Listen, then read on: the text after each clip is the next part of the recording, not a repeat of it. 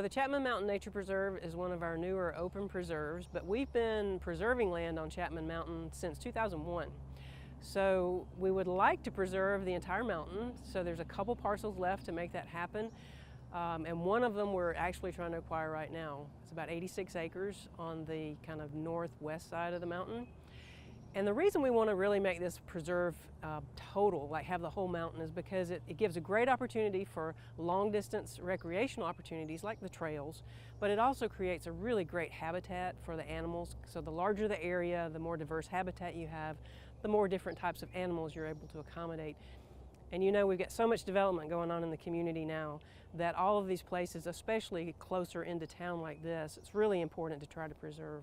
Back in '01, there was actually the development proposal where this was going to potentially be developed, and that's kind of what initiated our original preservation efforts. And since then, we've just been adding and adding to that preservation land. So what we would do is, instead of having development for either a business or homes, or even whether it would just be logged or something like that, we'll preserve it, we'll maintain the natural habitat like I was talking about, and we'll have the recreation opportunities and environmental education. This is one of our environmental education preserves. We've completed the pavilion here, so our intention is to have a lot of environmental education programming on this preserve.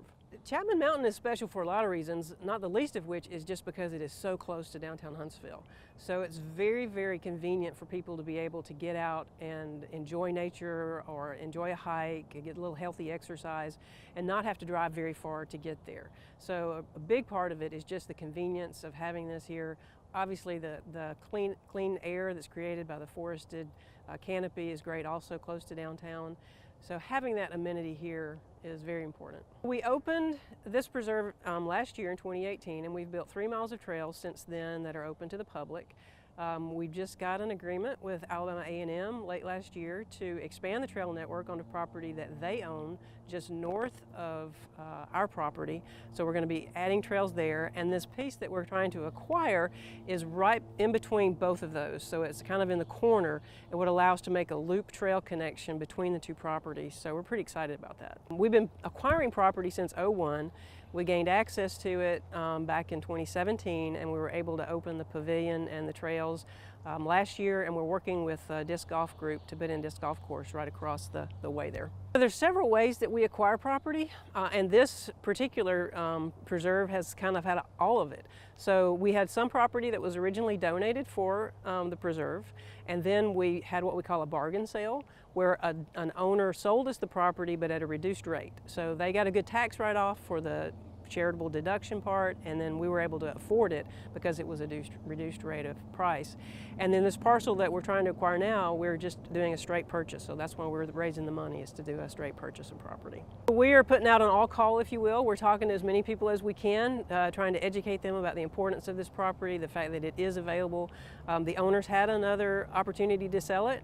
We had been talking to them for several years. They knew we were interested, so they called us and said, you know, we're fixing to sell, would you be interested? So we signed what's called a purchase and sale agreement.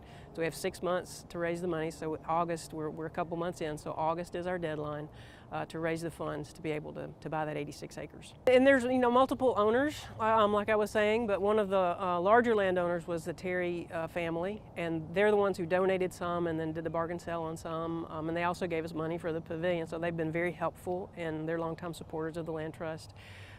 So it was an old family. I think they bought the first piece back in the 1930s and then another piece in the 50s. The property that we're trying to acquire now was a part of a family-owned tract, but I don't know if they ever farmed it or had you know, any use for it like that.